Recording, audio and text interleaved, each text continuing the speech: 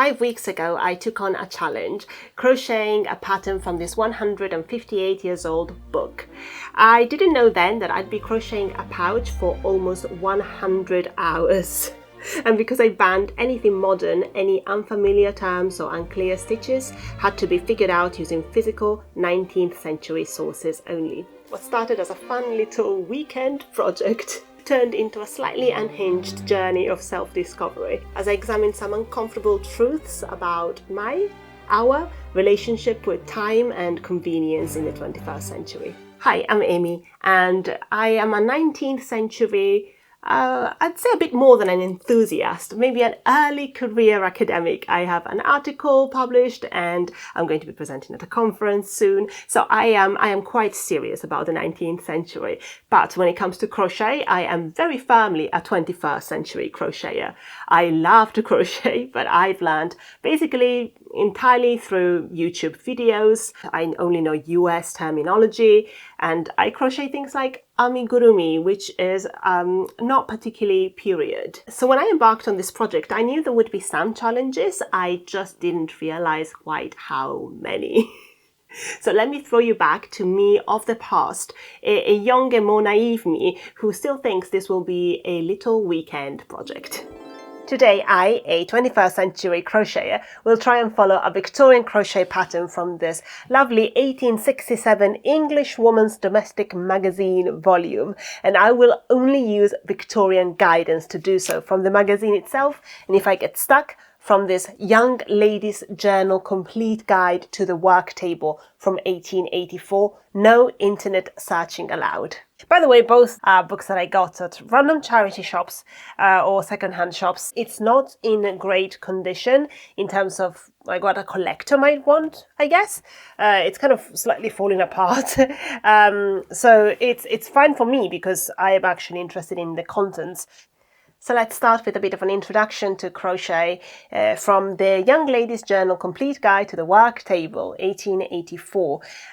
The application of crochet for useful and ornamental purposes is so varied that it is work which will remain popular in one form or other for years to come. It is almost impossible to make elementary instructions really useful without illustrating them, as we have done in the clearest possible manner in the succeeding pages. Crochet of a very fine quality was worked by nuns on the continent in the 16th century, but was not popular work in England until about 1840, when for quite 20 years it was very fashionable. Okay, now be careful.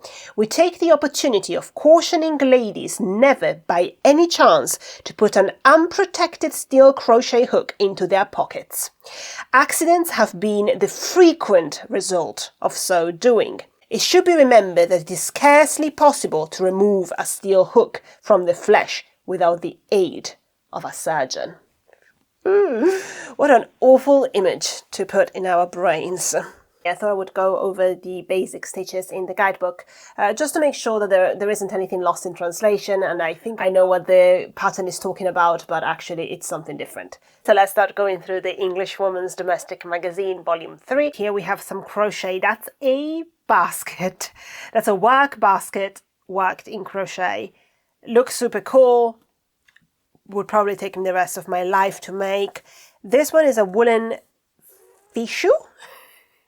Not sure what that is. I mean, it's that item of clothing. A fichu. I don't know if that's how you read that. The pattern, such as it is, it's not really a pattern. So basically the pattern is just make it, basically.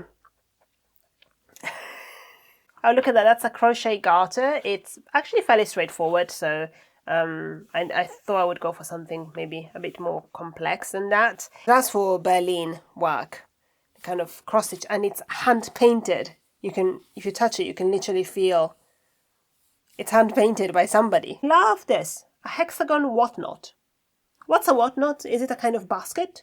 From a different picture, I thought it was maybe like a baby's crib, but it's a hexagon whatnot. I don't think it's a hexagon baby crib. So a glaring gap in my education.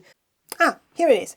This pretty whatnot may be used either for a work basket or for holding papers, letters and visiting cards upon a drawing room side table. So it's a small basket and you put on a side table. A whatnot. I love the word. I would like to have a whatnot to hold my bits and bobs. A whatnot. This is what I'm going to make. A tobacco pouch. I do not carry tobacco around, but I thought it's a pouch. I'll find some use for it. Tobacco pouch, it's crochet work, black purse silk, crimson ditto, purse silk, and gold thread. I don't have gold thread, but I do have this really random metallic, well actually it is thread, so I guess I do have gold thread. The thickness of dental floss. I think this purse silk is quite thin. The thinnest crochet hook I own is this one, which is 0.75 millimeters.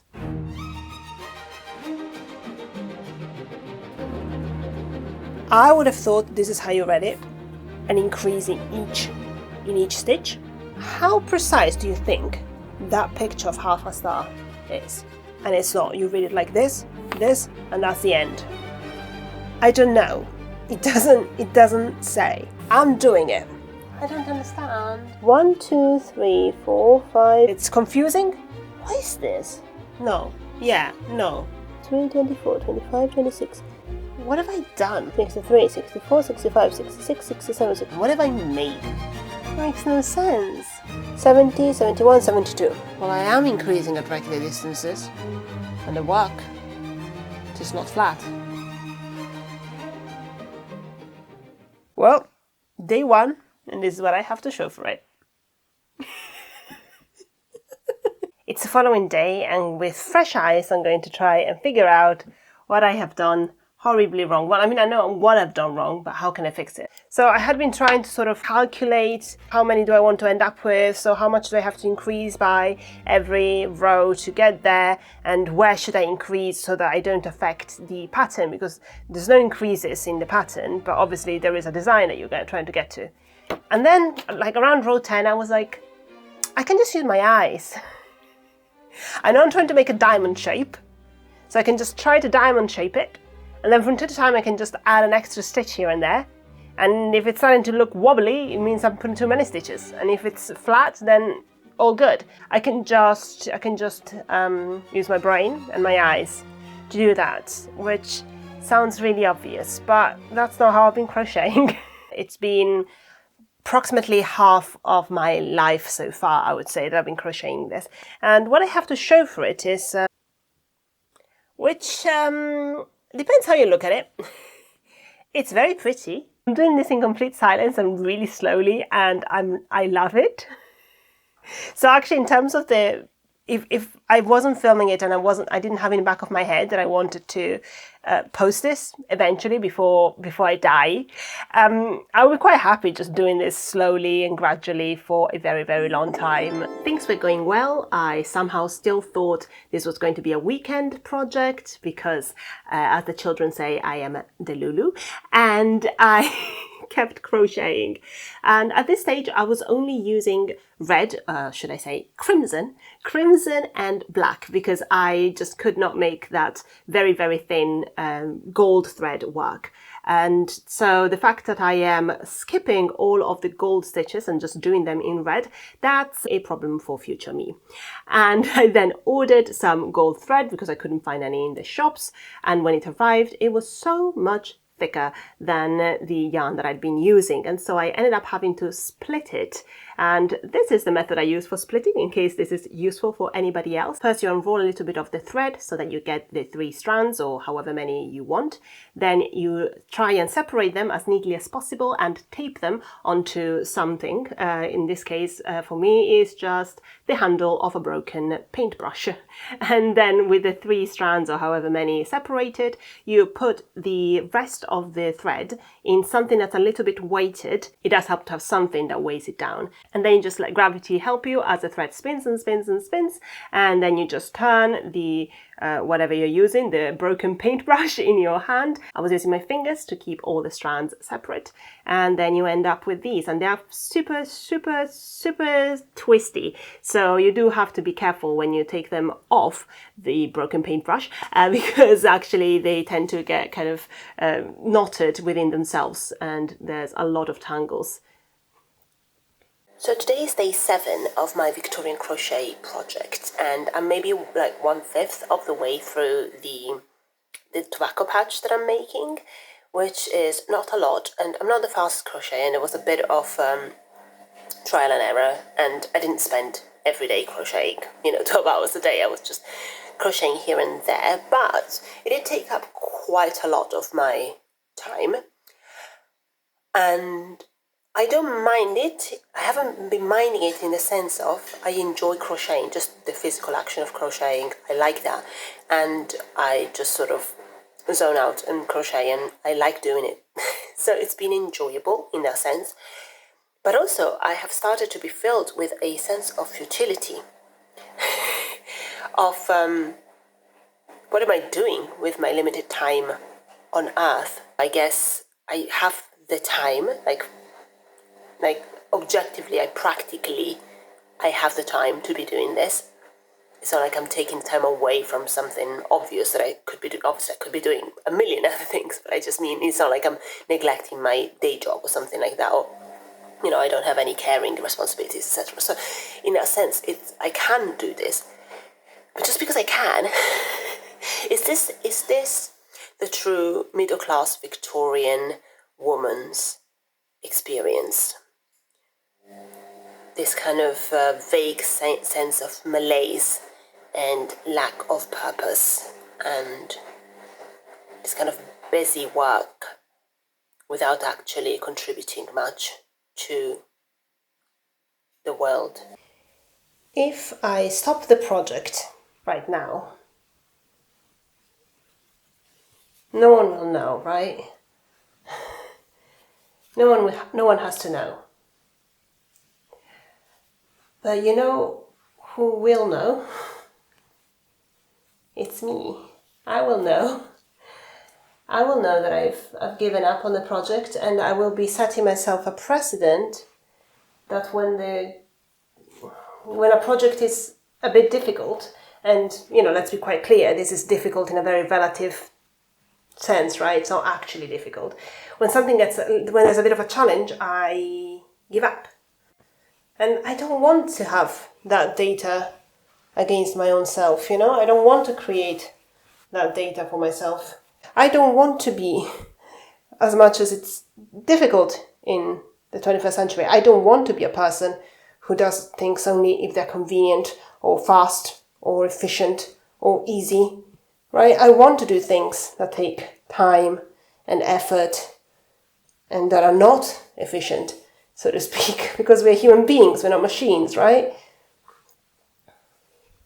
So I'm going to keep going. I'm going to figure out what the heck an open crochet is, even though at this pace, I'm not going to get to the part of the pattern that uses open crochet for another few weeks, but it's fine. That's fine. We are accepting that. So I'm going to keep going.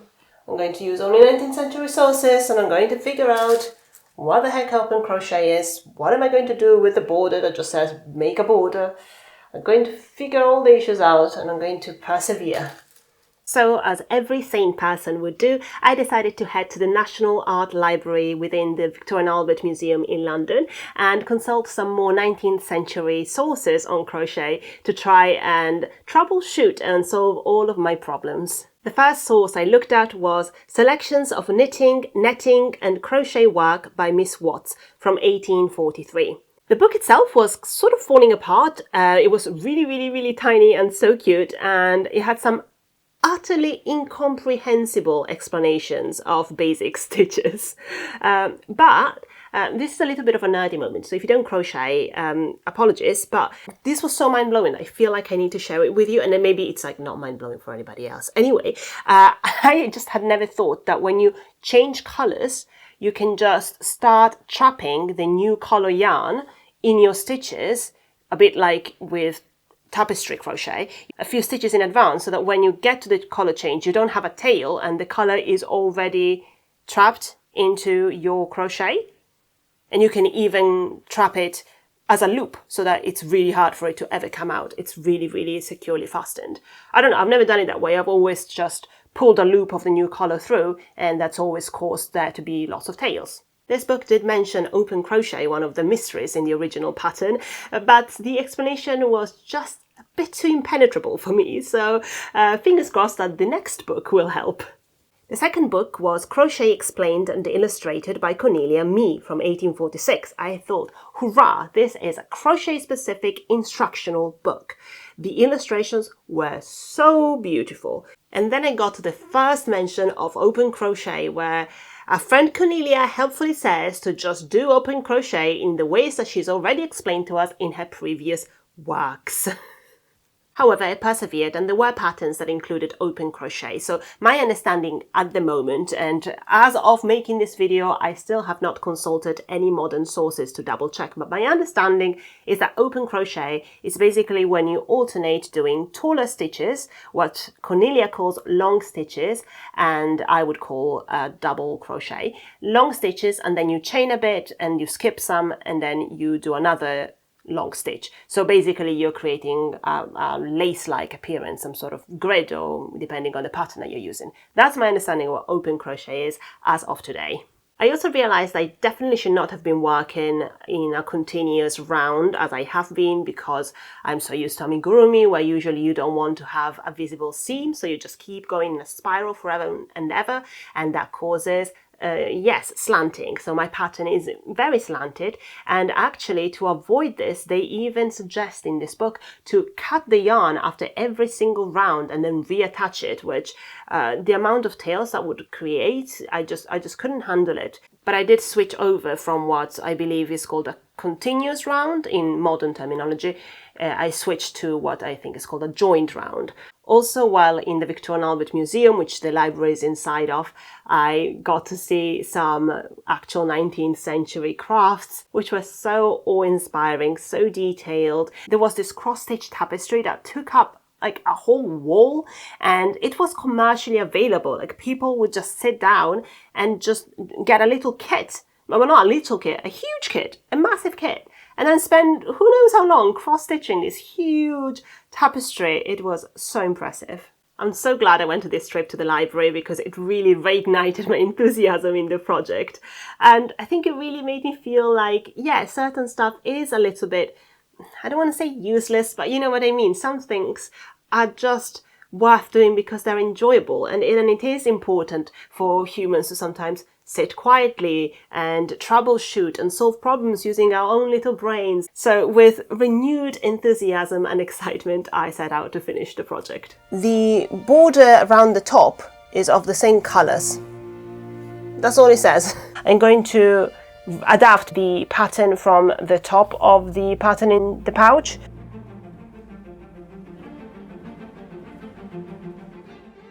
There's a concept that was first introduced in 4,000 Weeks by Oliver Berkman, which is a book I would really recommend, but I feel like it's been taking me years after reading it to actually internalize some of this stuff. And that concept is the idea of Atelic activities, which is a term that Berkman attributes to philosopher Kieran Satir. And it's an activity where the value isn't derived from its ultimate aim. It's an activity that perhaps doesn't have an ultimate aim.